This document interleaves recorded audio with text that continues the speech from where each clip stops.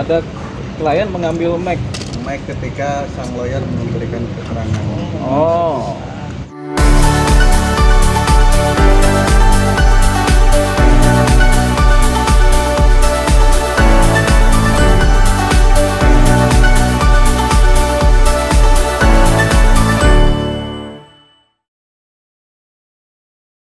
Aman gitu. Ada klien mengambil mic. Mic ketika sang lawyer memberikan keterangan. Oh. Itu kan refleks ya. Jadi masih bisa kita anggap toleransi lah ya. Kan begini.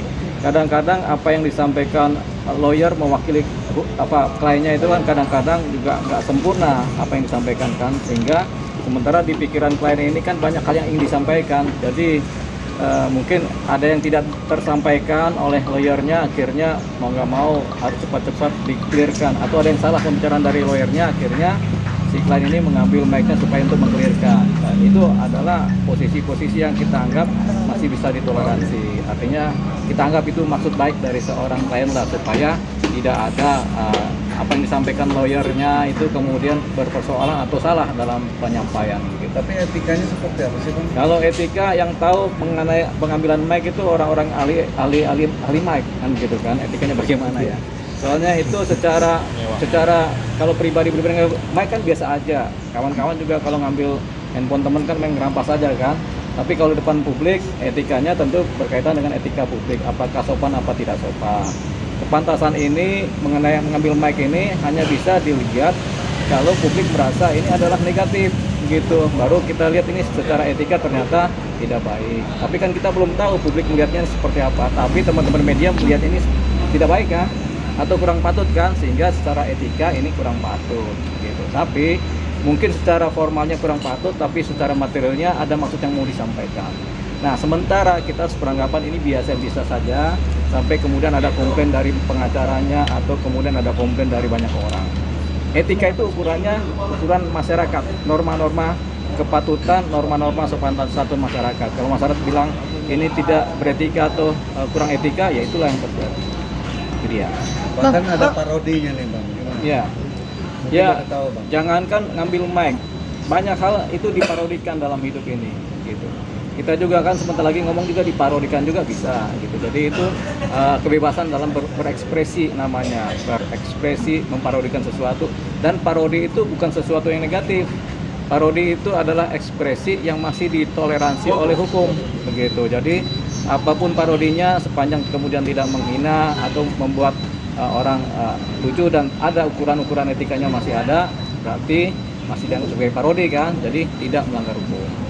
Bang, pas saat preskon itu kan bisa ditanya soal bukti-bukti chat, dia bilang semua terhapus, sudah tidak ada bukti. Nah sekarang ketika balik lagi untuk dari permasalahan perselingkuhan menjadi pidana, bisa dipidanakan nggak dia, Bang? Dia bicara terlalu vulgar, buktinya nggak ada terhapus. Ya, membuat laporan polisi kan mudah, asalkan ada bukti-bukti yang tadi dibilang, oh bicara panjang lebar tapi tanpa bukti kan, berarti kan itu menjadi fitnah kan, menjadi fitnah. Secara faktual menjadi fitnah dan bisa dilaporkan karena pencemaran nama baik.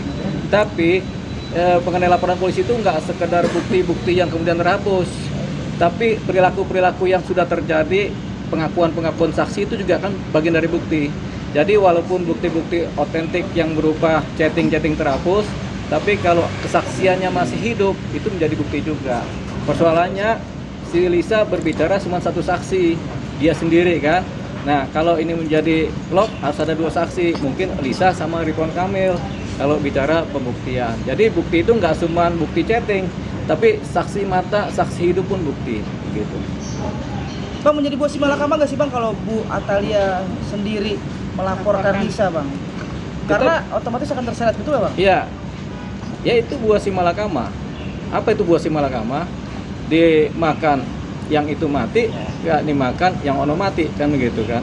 Beda sama buah apel. Buah apel kalau kita makan kenyang gitu. Jadi ini kalau dilakukan oleh seorang istrinya Ridwan Kamil melaporkan dugaan perzinahan, ya masuklah Pak Ridwan Kamil juga. Tapi kalau laporannya pencemaran nama baik, belum tentu masuk si Pak Ridwan Kamil. Tapi kalau laporan pencemaran nama baik ada kaitannya dengan tes DNA, karena salah satu bukti pencemaran nama baik adalah tes DNA. Kalau ada tes DNA, hasilnya kemudian merugikan, itu baru namanya buah si malakama. Oke.